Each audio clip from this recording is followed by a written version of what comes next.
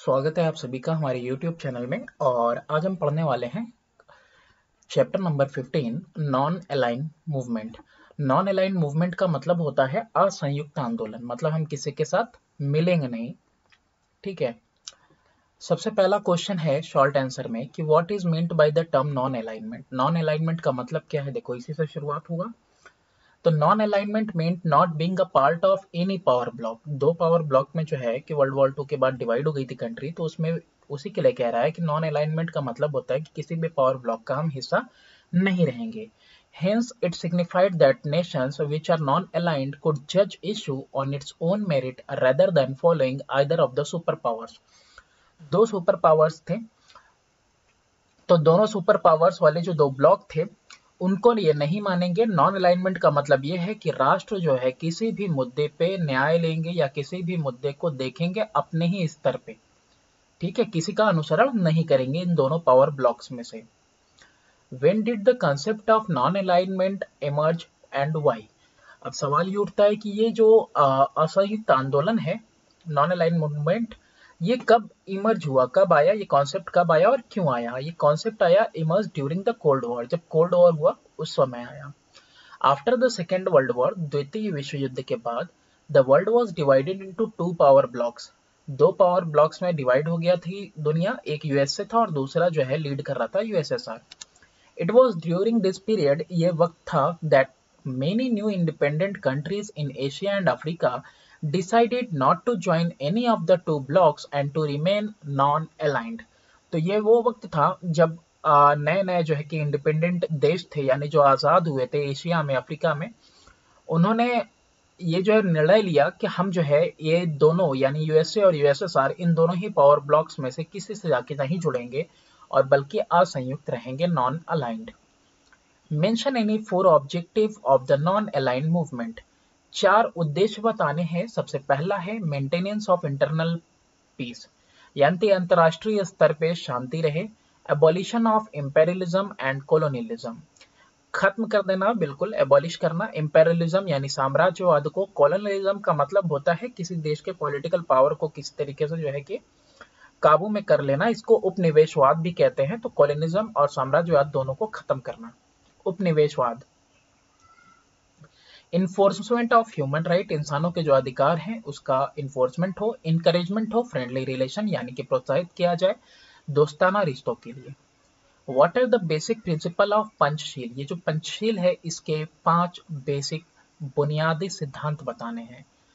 Mutual respect for one another, territorial integrity, एक दूसरे के लिए प्रति सम्मान होना, और किसके लिए, जो क्षेत्रीय अखंडता है, एक दूसरे की जो क्षेत्रीय अखंडता है उसके प्रति सम्मान।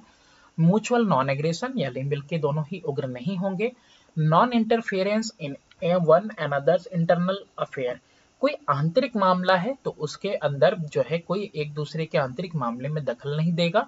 इक्वलिटी एंड म्यूचुअल बेनिफिट, यानी कि बराबर होंगे दोनों, इक्वलिटी रहेंगे, बराबर समान होंगे। और म्यूचुअल बेनिफिट यानी एक दूसरे को फायदा पहुंचाए। पीसफुल कोएक्सिस्टेंस, यानी कि शांति से दोनों ही एग्जिस्ट करेंगे। Where was non aligned movement formally launch, ये जो है औपचारिक रूप से असंयुक्त आंदोलन ये कहाँ पे लॉन्च किया गया था। First summit of non aligned nations was held from September 1 to 6 1961 at Belgrade in former Yugoslavia. तो पहला जो समिट हुआ था, पहला जो सम्मेलन हुआ था असंयुक्त आंदोलन के लिए जो राष्ट्र का, वो 1 सितंबर से लेकर 6 सितंबर तक हुआ था 1961 में बेलग्रेड में, जो कि फॉर्मर पहले क्या था, Yugoslavia. Name 3 founder member of NAM, यानी नॉन अलाइंड मूवमेंट के 3 फाउंडर मेंबर बताने हैं।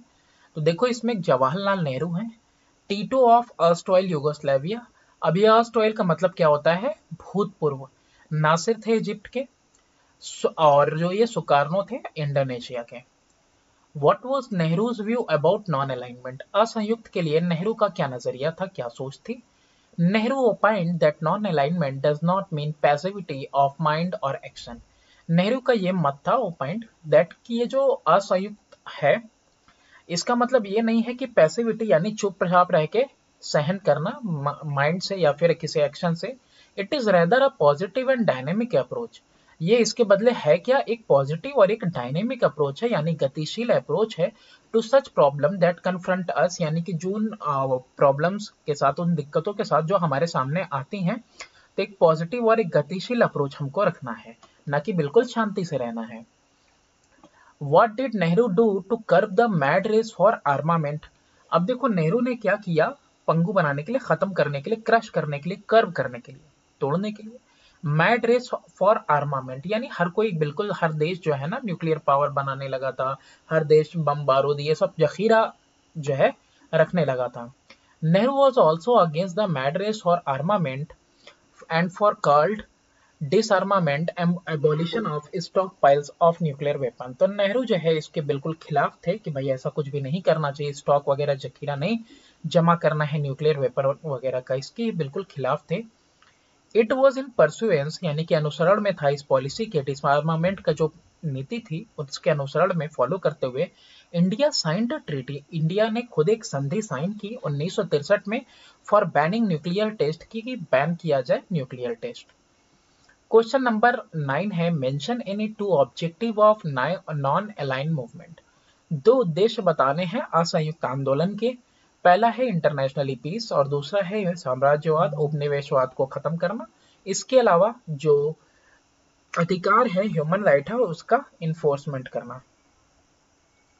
नेक्स्ट है, name the movement which can be known as the precursor of the non aligned movement.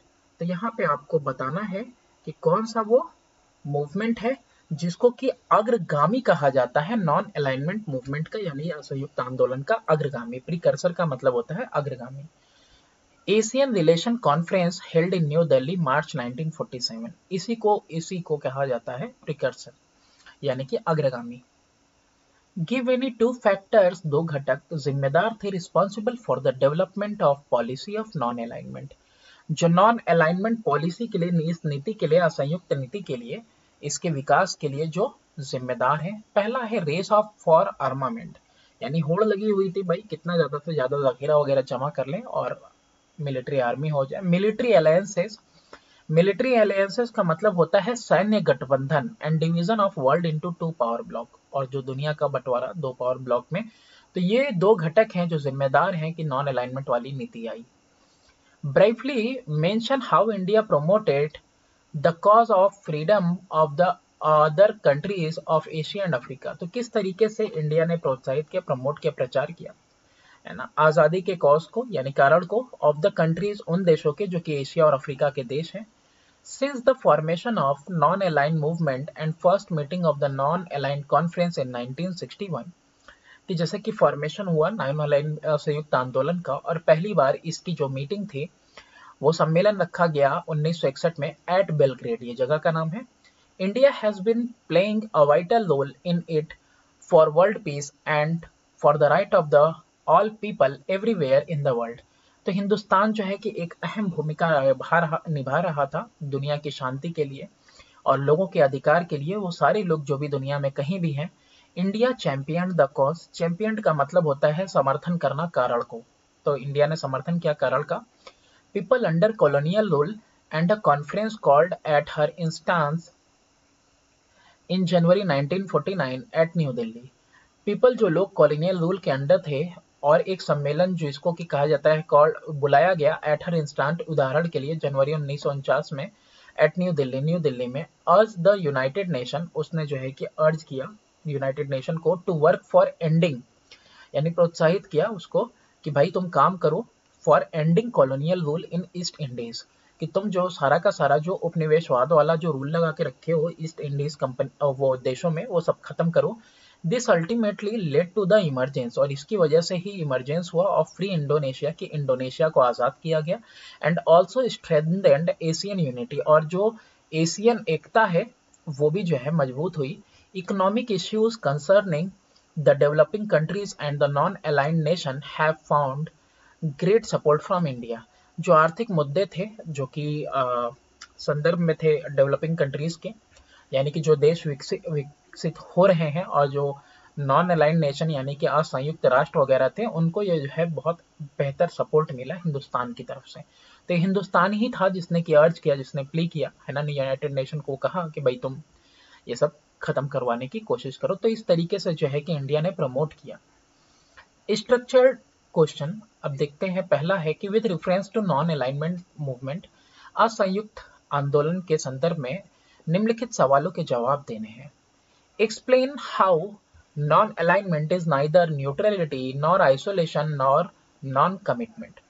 ये जो असंयुक्त है आंदोलन, ये ना ही न्यूट्रलिटी है। न्यूट्रलिटी का मतलब क्या होता है?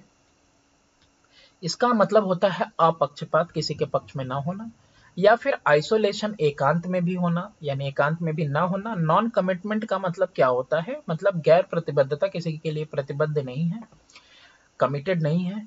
तो कैसे ये मतलब नहीं न्यूट्रलिटी है, ना ही एकांत वाला है, ना ही किसी के लिए प्रतिबद्ध है।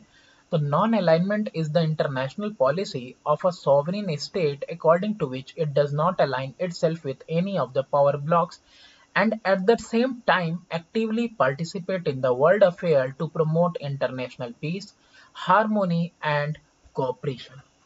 अब नॉन अलाइनमेंट मूवमेंट है क्या?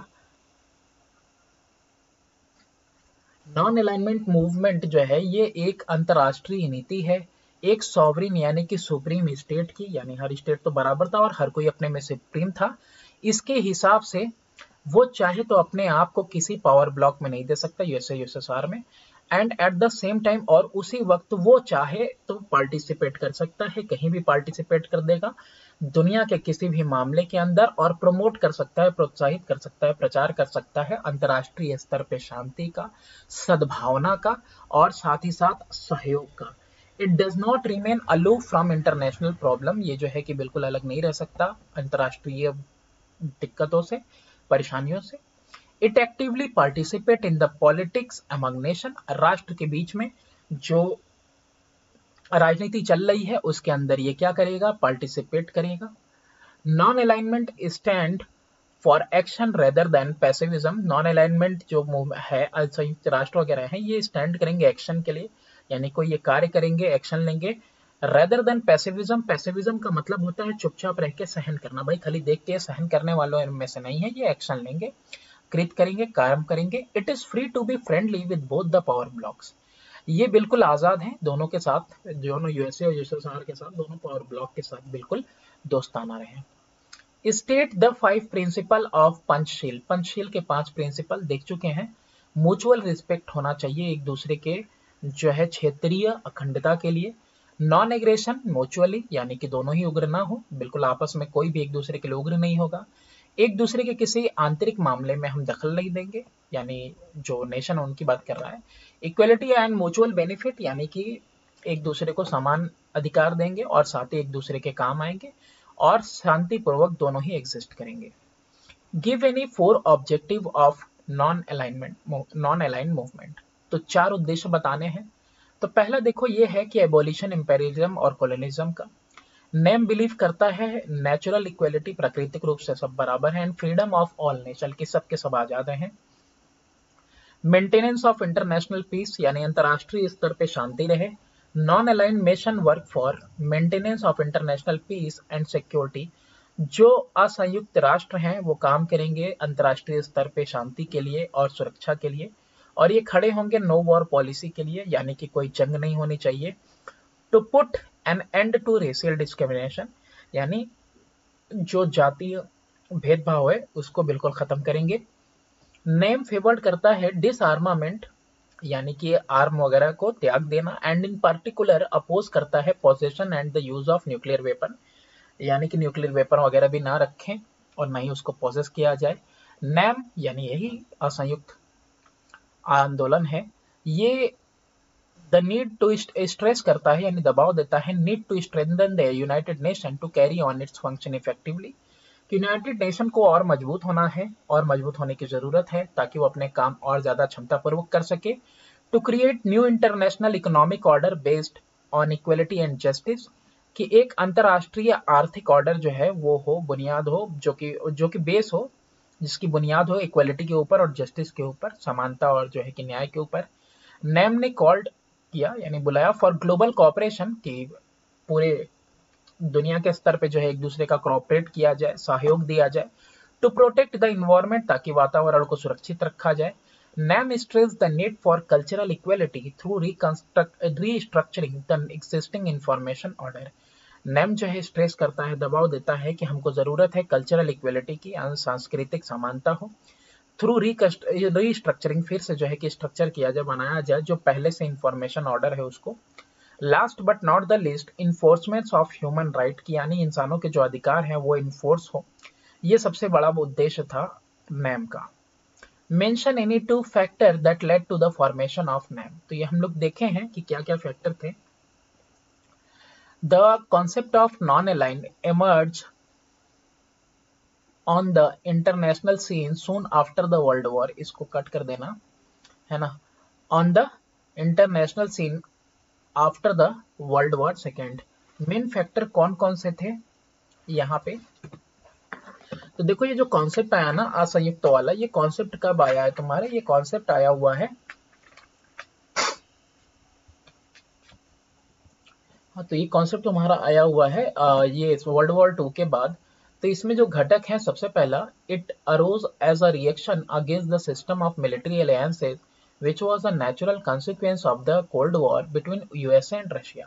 यूएसए और रशिया के बीच में जो है कि शीत युद्ध चल रहा था, कोल्ड वॉर चल रहा था, तो ये उसका एक रिएक्शन था, है ना, एज अ रिएक्शन। और ये रिएक्शन किसके खिलाफ था, ये आपस में मिलिट्री अलायंस यानी सैन्य गठबंधन कर रहे थे, और ये जो है नेचुरल कॉन्सिक्वेंस था किसका, यानी कि ये नेचुरली प्राकृतिक रूप से प्रभाव था, किसकी वजह से था, कोल्ड वॉर की वजह से था। तो इसके रिएक्शन में जो है ये मूवमेंट चला। The Asian and African countries wanted to preserve their freedom। जो एशियन और अफ्रीकन देश हैं वो चाहते थे कि हम सहेज के रखे भाई, हम अपना आज़ाद रहें। Thus they adopted a policy of keeping out of the alliances, यानी वो किसी गठबंधन से यानी कि राष्ट्र मित्रता से अपने आप को दूर रखे, ऐसी नीति अपनाई in general, and military pact in particular, और पार्टिकुलरली मिलिट्री पैक्ट में भी, सैन्य में भी अलग रखा अपने आप को। Under developed nation like Asia and Africa, ये सब जो है कि विकसित नहीं थे, needed technical and financial assistance from both the power blocks.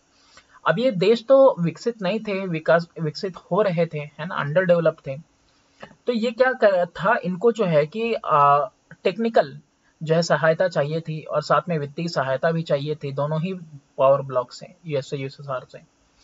दस name was the need of the hour of their economic development, तो आर्थिक विकास के लिए जो असंयुक्त आंदोलन है वही एक जो है कि जरूरत थी, कि भाई किसी एक से भी मिलेंगे तो दूसरे के दुश्मन हो जाएंगे।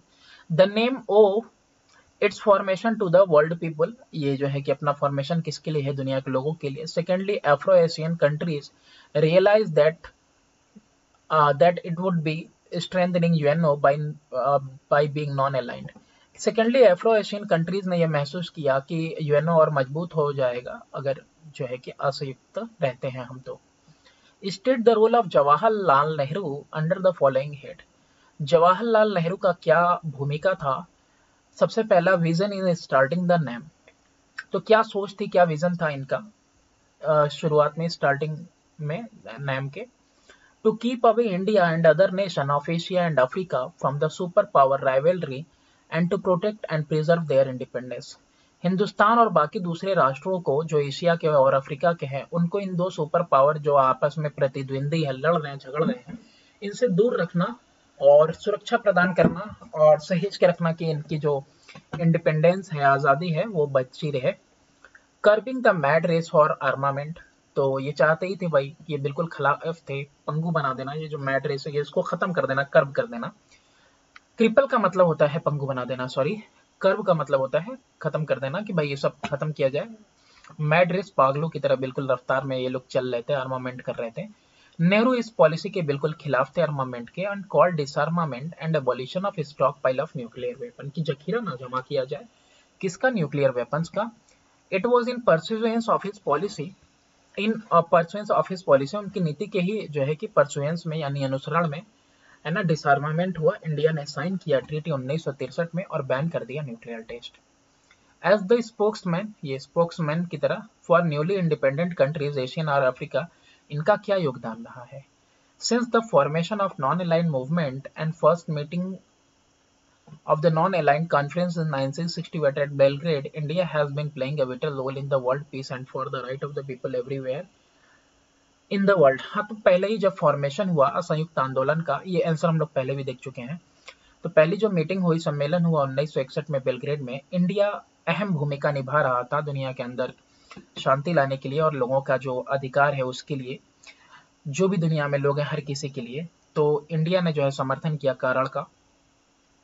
जो लोग कॉलोनियल रूल में थे, है ना, और तो एक पीपल अंडर कॉलोनियल रूल, लोग जो है कॉलोनियल रूल में थे, तो एक सम्मेलन बुलाया जाता है ना, उनके उदाहरण पे और जो है कि उनके कहने पे, यानी हिंदुस्तान के कहने पे 1949 में दिल्ली में, और यूनाइटेड नेशन को जो है कि कहा जाता है कि भाई आप कॉलोनियल रूल वगैरह जो ईस्ट इंडीज से है वो ख़त्म करें। और ये अल्टीमेटली इसकी वजह से जो है कि इसके रिजल्ट में इंडोनेशिया को फ्री किया गया और जो एशियन यूनिटी है यानी एशियन एकता है वो भी जो है मजबूत हुई। आर्थिक मुद्दे जो डेवलपिंग कंट्रीज के थे और नॉन अलाइंड यानी संयुक्त राष्ट्र वगैरह के थे, आर्थिक मुद्दे जो कि किसके थे, डेवलपिंग कंट्रीज के थे, ठीक है, उनको जो है कि नॉन अलाइंड संयुक्त राष्ट्र वगैरह को, इनको जो है कि बहुत सारा सपोर्ट मिला हिंदुस्तान की तरफ से। With reference to the achievement उपलब्धि और जो फ्यूचर भविष्य है नैम का, state the following. Achievement of NAM यानी क्या उपलब्धि मिली नैम से for the developing countries of the world, उन देशों को जो कि देश अभी विकसित हो रहे थे। Achievement of NAM for developing countries of the world, the Asian and African countries regularly attended the NAM summit. उपलब्धि क्या है कि जो एशियन अफ्रीकन देश हैं वो जो है कि निरंतर आके रेगुलरली अटेंड करते थे नैम समिट को, सम्मेलन को। Some Latin American nations join NAM, कुछ लैटिन अमेरिकन राष्ट्र भी थे उन्होंने भी नैम को ज्वाइन किया। Whereas some European countries like Austria, Finland, Sweden attended NAM summit as observer. बाकी दूसरे यूरोपियन कंट्रीज भी, यूरोपियन देश भी हैं जैसे ऑस्ट्रिया, फिनलैंड, ये लोग अटेंड किए लेकिन बस एज ऑब्जर्वर यानी खाली आते हैं और देखते हैं कि क्या हो रहा है। NAM has a number of achievement to its credit, बहुत सारे जो है इनके खाते में इनका उपलब्धि है। NAM has helped in easing of tension between the two power bloc and ultimately in bringing about the end of Cold War। ये शीत युद्ध था दोनों पावर ब्लॉक के बीच में, तो नैम ने बहुत हद तक मदद की कि ये जो है कि टेंशन, दोनों में राजनीतिक टेंशन जो चल रहा था वो खत्म हो जाए और ये जो शीत युद्ध है उसका खात्मा हुआ। इसकी वजह से NAM acted against the arms race of the super powers during the cold war years. NAM जो है एक्ट करता है आर्म रेस के खिलाफ और ये सुपर पावर्स जो आर्म रेस लिए हुए थे, है ना, during the cold war years, तो ये इसके खिलाफ था बिल्कुल। Role of NAM in seeking economic justice, तो इसका क्या भूमिका थी आर्थिक रूप से न्याय के लिए। तो रोल इसका ये था कि NAM has advocated new international economic order NIEO। तो नैम जो है कि इसने वकालत की, इसके बारे में कहा भाई, इसकी वकालत की, इसकी तरफदारी की, जो कि बेस्ड है on greater economic cooperation and justice, यानी ज्यादा बड़े पैमाने पे आर्थिक रूप से एक दूसरे का सहयोग और न्याय। In fact the first UN conference on trade and development यानी UNCTAD जो कि हेल्ड हुआ था 1964 में, 1964 में, was largely the outcome of effort made by the non-aligned countries। तो ये किसकी वजह से था, ये रिजल्ट ही था कि जो कोशिश की गई थी असंयुक्त देशों के तरफ से। With the cold war, end of the cold war, जब खत्म हो cold war, NAM has lost its relevance. तो नैम का जो रिलीवेंस था, रिलीवेंस का मतलब होता है संबद्धता, संगति, जो कुछ है वो जो है ना उसका वो खो गया, है ना। कैसे, तो NAM has virtually lost its political relevance, यानी कि राजनीतिक रूप से जो है ना, कि वर्चुअली का मतलब होता है वास्तव में, आभासी रूप से उसने अपना रिलेवेंसी जो है कि खो दी। It continues to be an effective forum, लेकिन फिर भी वो जो है कि अभी भी एक इफेक्टिव फोरम है यानी मंच है फॉर सीकिंग इकोनॉमिक जस्टिस, जहाँ पे आर्थिक न्याय मिल सकता है। It could not do anything, वो कुछ नहीं कर सकता था। When two of its own member state, जब उसके खुद दो जो है कि सदस्यीय राष्ट्र, ईरान जो है कि लड़ रहे थे आपस में, जो है कि इंगेज थे, जैसे कि ईरान और Iraq were engaged in prolong conflict, काफी लंबे समय से टकराव में थे आपस में, तो वो कुछ नहीं कर सका। Similarly could not do much, वो कुछ भी नहीं कर सका व्हेन अफगानिस्तान वाज इन्वेडेड, जब अफगानिस्तान पे आक्रमण हुआ सोवियत यूनियन के द्वारा। 1979 में, या फिर इराक के ऊपर जब जो है इन्वेड किया गया by US led coalition forces, US की तरफ से जो गठबंधन वाला सैन्य थे उसकी तरफ से 2003 में, तो ये कुछ नहीं कर पाया। तो इसलिए इसकी जो रेलेवेंसी थी वो काफी हद तक जो है कि खो चुकी थी। बस ये सिर्फ एक मंच रह गया था इकोनॉमिक जस्टिस के लिए। With reference to the non align movement, तो नॉन अलाइन मूवमेंट के संदर्भ में एक्सप्लेन करना है मीनिंग इसका। तो इसका मीनिंग यही है, it refer to the international policy of a sovereign state on the basis of which it does not ally itself with any of the power block। इसका मतलब जो है कि सॉवरेन स्टेट है, नीति है सॉवरेन स्टेट की कि सब जो है कि अपने में परम है, सुप्रीम है, तो ये किसी के साथ जो है कि नहीं अपनी जो है कि मित्रता करेंगे, किसी पावर ब्लॉक्स के साथ जाके नहीं जुड़ेंगे। मेन फीचर्स क्या हैं? अपोज करते हैं ये सैन्य गठबंधन को, अलाउ करते हैं राष्ट्र को कि आज़ाद रहें और इंडिपेंडेंट जो है कि फॉरेन पॉलिसी डिसीजन वगैरह लें, और ये प्रिवेंट करते हैं राष्ट्र को कि किसी तरह के जो है कि ये प्रिवेंट नहीं करते हैं राष्ट्र को from taking active part in international affair. जैसे देखा होगा कि बहुत सारे जो है कि जुड़े नहीं थे, मेंबर नहीं थे, लेकिन फिर भी जो नॉन अलाइंड वाले थे वो आके उस मंच पे देखते थे, एज अ ऑब्जर्वर बैठते थे, ऑस्ट्रिया वगैरह। It uphold the right of the people for freedom and justice, तो ये मजबूती से पकड़ के रखता है अधिकार लोगों का और आज़ादी और उनके लिए न्याय। ऑब्जेक्टिव तो एबॉलिश करता है बिल्कुल कि ना हो, ना साम्राज्यवाद हो और ना ही जो है उपनिवेशवाद हो। ये बिलीव करता है नेचुरल या प्राकृतिक रूप से जो है कि बिल्कुल समानता हो और फ्रीडम हो, आज़ादी हो for all nation. Maintenance of international peace, यानी अंतर्राष्ट्रीय स्तर पे जो है शांति हो, ये काम करता है मेंटेन करने के लिए शांति और सुरक्षा। ये खड़े होते हैं किसके लिए? नो वॉर पॉलिसी के साथ खड़े हैं, यानी कोई जंग नहीं। Put an end to racial discrimination, जातीय जो है कि भेदभाव से बिल्कुल जो है कि इसको खत्म किया जाए। डिसआर्मामेंट, यानी कि जो होड़ लगी हुई है अपने आप को आर्म्ड करने की, मतलब कि एक से एक जो है कि जंगी हथियार वगैरह बनाने की, ये सब छोड़ दिया जाए, अपोज करना इसको।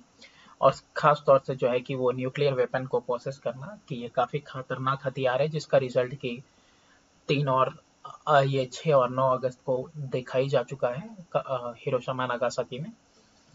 इसके अलावा ये दबाव देते हैं, या पहले भी हम लोग देख चुके हैं, इसलिए सिर्फ हिंदी देख रहे हैं, कि नैम दबाव देता है कि भाई यूनाइटेड नेशन को और मजबूत होना चाहिए, ताकि जो है कि और ही जो है कि बलपूर्वक क्षमता से जो है कि वो अपनी अच्छी क्षमता से कार्य कर सके। इंटरनेशनल इकोनॉमिक ऑर्डर हो जो कि समानता के ऊपर और न्याय के ऊपर बेस्ड हो। ये जो है कि ग्लोबल कोऑपरेशन को आवाज देता है कि ताकि इस जो है इन्वायरमेंट को बचाया जाए। दबाव देता है कि हमको जरूरत है कि सांस्कृतिक रूप से भी जो है कि समानता आए और जो एग्जिस्टिंग इंफॉर्मेशन ऑर्डर है उसको फिर से बनाया जाए, रीस्ट्रक्चर किया जाए।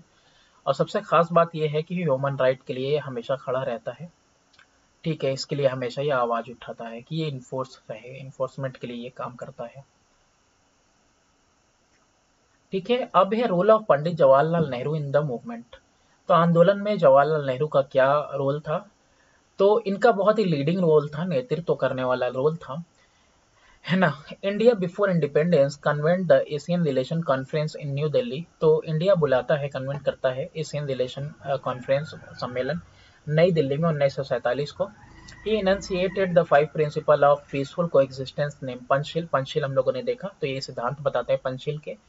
पॉलिसी यानी नीति, फ्रेंडशिप की यानी कि पारस्परिक दोस्ती की, कोऑपरेशन सहयोग की, और वर्ल्ड पीस यानी शांति की, वर्स परस्यूड अंडर हिम, इसको कहा गया, परस्यू किया गया, अनुसरण किया गया इनके अंडर में।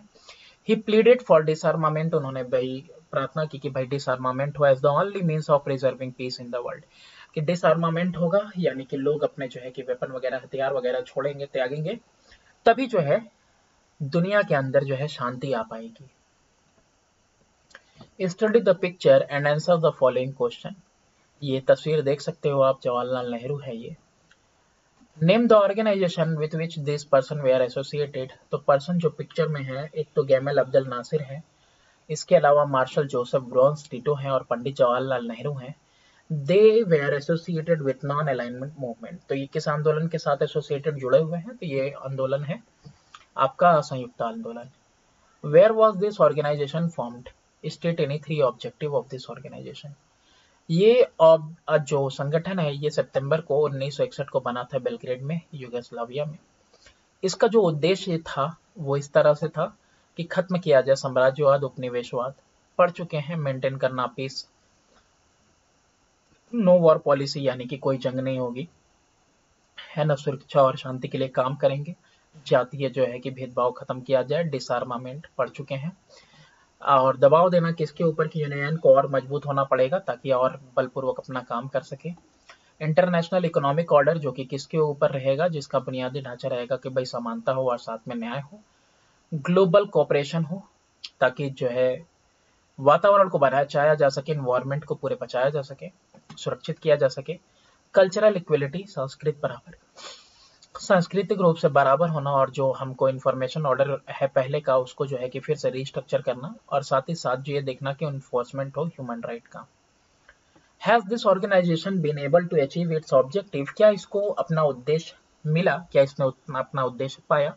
Give reason for your answer. तो नैम जो है अपना वर्चुअली खो दिया था पॉलिटिकल रिलेवेंस, सच्चाई है ये। उपलब्धि तो पाया लेकिन अपना पॉलिटिकल रिलेवेंस खो दिया था। It continues to be an effective, लेकिन फिर भी जो है कि ये एक मंच रहा है ताकि जो है कि आर्थिक न्याय मिल सके। इट कुड डू नथिंग, ये कुछ भी नहीं कर सका जब इसके खुद दो मेंबर स्टेट ईरान और इराक जो है कि आपस में जो है काफी समय तक टकराव में थे। साथ ही साथ जब जो है कि वो कुछ नहीं कर पाया जब अफगानिस्तान को के ऊपर इन्वेड किया, आक्रमण किया सोवियत यूनियन ने 1979 में, या फिर जब इराक के ऊपर आक्रमण किया गया यूएस की तरफ से, जो है ना कि जो कोलिशन यानी गठबंधन वाले फोर्सेस थे उनकी तरफ से, जो जिसको लीड किया था, इसने नेतृत्व किया था यूएस ने, और जो सैनिक थे वो कोलिशन यानी गठबंधन के थे फोर्सेस इन 2003। तो इस समय ये कुछ नहीं कर पाया था। तो इस तरीके से जो है कि कोल्ड वॉर तो इसने खत्म किया था लेकिन का पूरी हद तक नहीं, क्योंकि यहाँ पे मेंबर स्टेट में ही जो चल रहा है उसको नहीं खत्म पाया, लेकिन दो ब्लॉक में काफी हद तक इसने शांति लेके आई, लेकिन बाद में अपनी रिलेवेंसी खो दी। तो that's all for this chapter. I hope आपको समझ में आया होगा। Thanks for watching, do subscribe and share my channel.